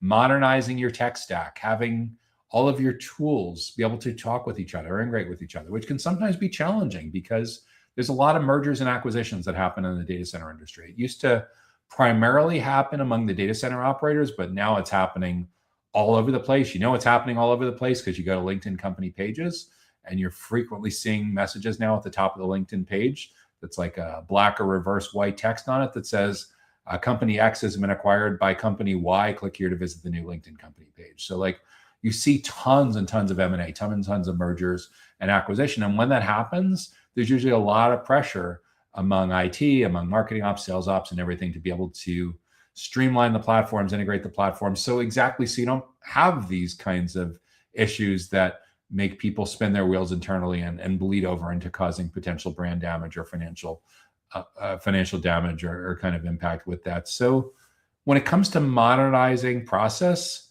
these are culture changes. They need to start at the top. How far at the top really is just a function of how big your company is. If go-to-market modernization, sales, marketing, product modernization are currently issues and your company has a few dozen or a couple hundred employees, these are strategically important enough that they're going to take some time all the way at the CEO level and the CTO level and the CFO kind of level. If you work for a global conglomerate that has tens of thousands or hundreds of thousands of employees, it's possible some of the modernization goes all the way to that level. Usually it's done at the division level, at the subsidiary level, and it's just a matter of whether it's a global data center division, whether it's a subsidiary that's organized geographically or something like that. It's usually the senior executive or senior executive team that's in charge of the few hundred or the few thousand employees that are in that particular business unit. But make no mistake that when it comes to modernizing process, it's company culture, it's budget, it's headcount, it's organization, it's re-examining if there's toxic internal crap that's leading to toxic internal outcomes and really rethinking no sacred alliances with aligning for what's ultimately best for the employees, what's best for the customers, what's best for the channel partners, and how you're going to take all of the problems, all of the tackling one of the issues one by one to make the processes truly modern, truly self-service. Self-service is a really big deal as well that a lot of companies are fighting tooth and nail about. It's the same kind of AI obstructionism that's been happening the last couple of years, which is, again, why more than likely these decisions are made at the C-level, at the executive level, in small to mid-sized companies, and at the division or subsidiary leadership level of much larger enterprises. If your company has tens of thousands or hundreds of thousands of employees. So that's what I'd be thinking about. Most of the companies that I work with directly with are more on that small to mid-size. And again, like if you see like an IT leader trying to make this happen without the blessing of and without the internal buy-in and alignment and internal championship of like the level that's above him or her, like they're going nowhere fast. If your revenue officer is trying to do this without the buy-in of their peer at the IT level and the finance level and the CEO and the board, like going nowhere fast. Like these are high-level strategic conversations. These are high-level strategic initiatives. And the bigger your company is, the less it is something that you can solve in a couple of weeks or a couple of months if it's really, really deeply entrenched. And again, modernizing process, GTM modernization, go-to-market modernization can be really, really complicated as companies merge with each other, acquired by each other. Like whose system gets to stay, which team gets to stay, which process are we going to follow going forward? And again, a lot of this is decided pre-acquisition. Sometimes things change and things shift, but at the end of the day, it's super, super important to have that visibility, have that single pane of glass, that single dashboard, and that single way of communicating with your prospects, with your clients, with your channel partners, with your employees, to make sure that you don't have 5 different versions.